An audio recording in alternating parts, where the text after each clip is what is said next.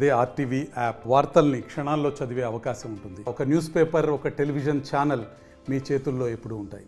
జగిత్యాల జిల్లాలో దారుణం చోటు చేసుకుంది. జగిత్యాల జిల్లా ఇబ్రహీంపట్నం మండలం మూలరాంపూర్కి చెందినటువంటి రవిపై తన సోదరుడైనటువంటి గంగాధర్ దాడికి యత్నించడం జరిగింది. ఈ నెల 9వ తారీఖున పొలం పనిలో బిజీగా ఉన్నటువంటి గంగాధర్ ఒడ్లు చెక్కుతున్న క్రమంలో రవి అక్కడికి వెళ్ళడం జరిగింది.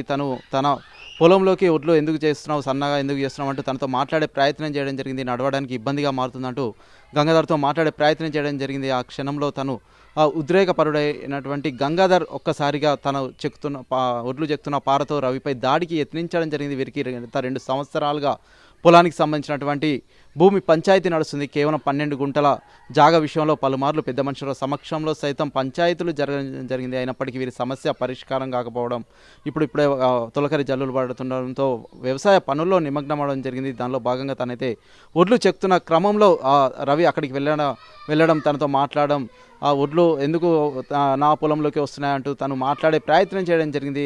దానిలో క్షణికావేశంలో గంగాధర్ రవిపై దాడికి యత్నించడం జరిగింది. దాడిలో తను తీవ్రంగా గాయపడడం జరిగింది. క్షతగాత్రుని వెంటనే మెట్పల్లి ఏరియా ఆసుపత్రికి తరలించడం జరిగింది. అక్కడ నుంచి మెరుగైన వైద్య సేవల నిమిత్తం నిజామాబాద్ ప్రైవేట్ ఆసుపత్రికి తరలించారు. తను చికిత్స పొందుతూ నిన్న మృతి చెందడం జరిగింది. దీనికి సంబంధించి వారి కుటుంబ సభ్యులు కన్నీరు మున్నీరుగా విలపిస్తున్నారు. చిన్న విషయానికి కూర్చొని మాట్లాడితే సమస్య పరిష్కారం అవుతుంది, ప్రాణాలు తీసే వరకు వెళ్తారంటూ సైతం ఊర్లో చర్చ జోరుగా కొనసాగుతున్న పరిస్థితి నెలకొంది.